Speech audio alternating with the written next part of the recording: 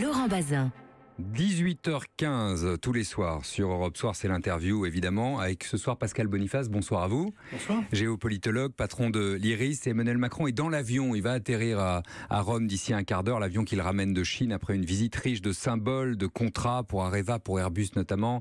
On a beaucoup parlé, Pascal Boniface, de la com, de Brigitte Macron, on a parlé de panda, de cheval, de guerrier, de Xian, très bien, tout ça c'est l'habillage. Mais sur le fond, est-ce que vous diriez que la méthode Macron est efficace parce que c'est la seule chose qui compte finalement?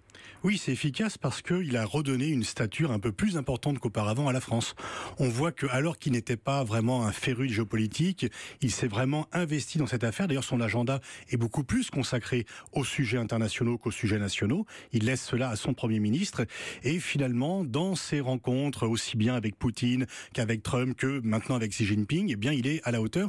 Il profite également, c'est un homme qui est chanceux. On l'a bien vu pour les élections. Il profite également d'une absence. Madame Merkel est prise dans la constitution de coalition, donc il n'y a pas de leader en Europe. Theresa May, elle est partie, c'est le Brexit. Et Trump, lui, on se plaint plutôt de sa présence quand il est là.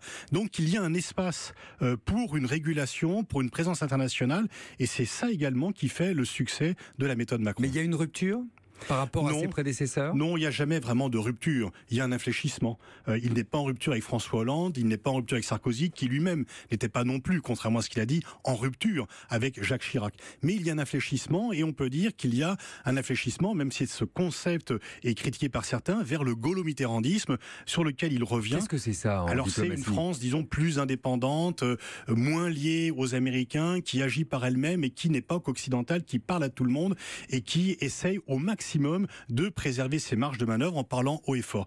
Il n'y avait pas de rupture avec cette politique-là auparavant, mais elle s'était un peu infléchie. Et Emmanuel Macron lui donne un éclat nouveau.